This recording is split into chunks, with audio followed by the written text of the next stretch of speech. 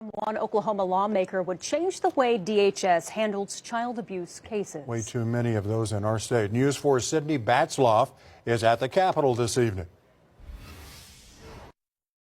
DHS workers could be charged with kidnapping for unjustly separating families under a new bill. Supporters call it accountability, but some child advocates say it could hurt children.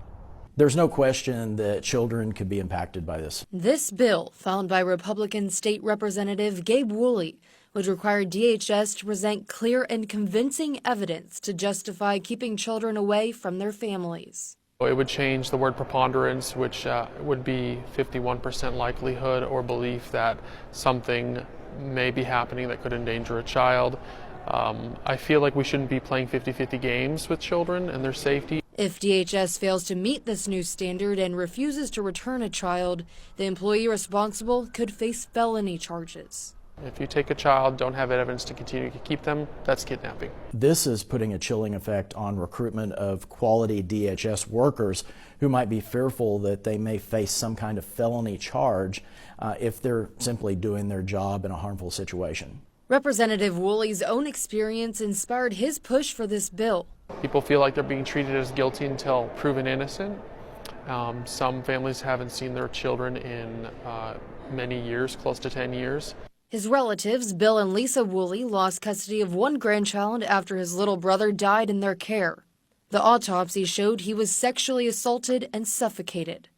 Charges against the Woolleys were eventually dropped, although the case is not closed and they do not have custody of the child in question.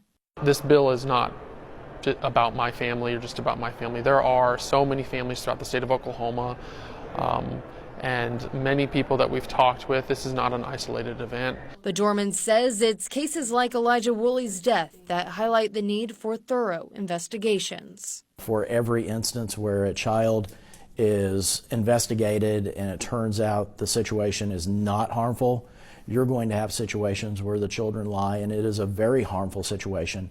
So a full investigation needs to happen to make sure that children are protected. In Oklahoma City, Sydney Batzloff, Oklahoma's News 4. News 4 reached out to DHS about the bill, but since it's pending legislation, they cannot comment. Also, Representative Woolley says he is willing to make amendments to the bill. Child advocates hope he'll reach out to them for help.